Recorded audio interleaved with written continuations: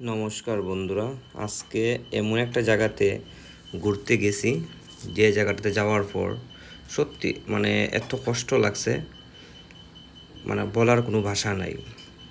Actually এই জায়গাটা সম্পর্কে আপনারা সবাই জানেন।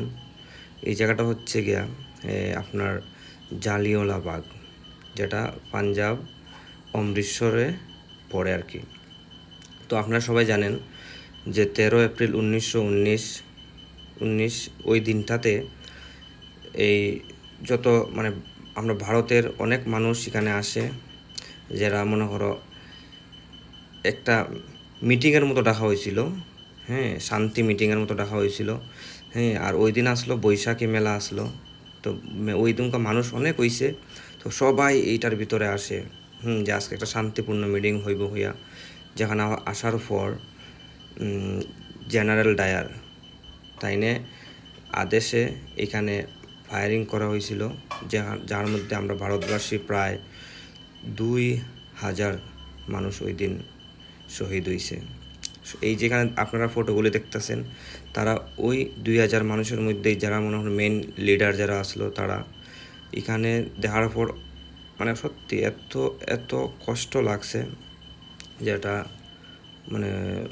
বলার কোনো ভাষা নাই। এই যে দেখতেছেন, এটা হয়েছে গিয়ে আপনার উদম সিং তাইনেরিও ওই যেটা অস্থি হয়।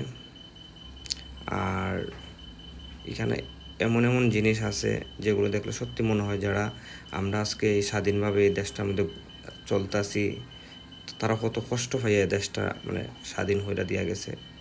ছোটো ছোটো বাচ্চা ছিল, ছোটো ছোটো শিশু, কুলের মধ্যে আসলো শিশু। আপনারা দেখছেন কিছুদিন আগে একটা সিনেমাও হয়েছে, যে সিনেমাটা ওই অক্ষয় কুমারে করছে, কেসরি 2, এইটার উপরেই। এই যে এখানে দেখতেছেন, ওই যে স্মারকটা আছে না, এটা কিন্তু বানানো হয়েছে তাদের হইয়া স্মরণ করার লাগে আর কি। তারপর এখানে আপনি এই যে মন্দিরটা দেখতেছেন, এই মন্দিরটা ওই সময় আসিল, এখনও আছে। তো এখানে অনেক মানুষ আসিল, এখানে অনেক গুলি করা হয়েছে। তো আপনারা দেখাইতেছে, দেখেন এই যে দেওয়ালের মধ্যে গুলির চিহ্নগুলি এখনও আছে, যখন আজকে প্রায় 100 বছর উপরে হইয়া গেছে গা। চিন্তা করে দেখেন, এই যে দেখতেছেন মার্ক করে রাখছে না, এগুলি গুলির চিহ্ন কিন্তু।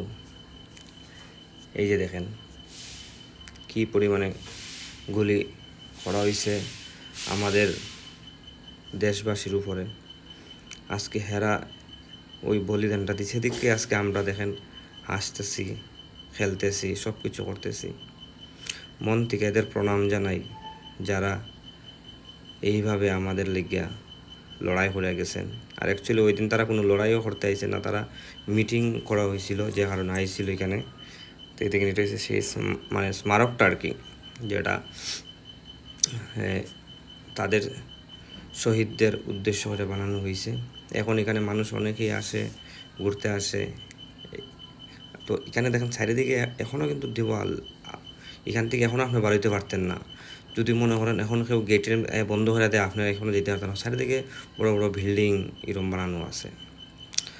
তো আমি সত্যি দিককে আমার খুব কষ্ট লাগছে। এই যে দেখেন 100 বছর আগে এই দেওয়ালের মধ্যে গুলি করা, গুলি যেটা পড়ছিল আর কি, এইগুলি দেখেন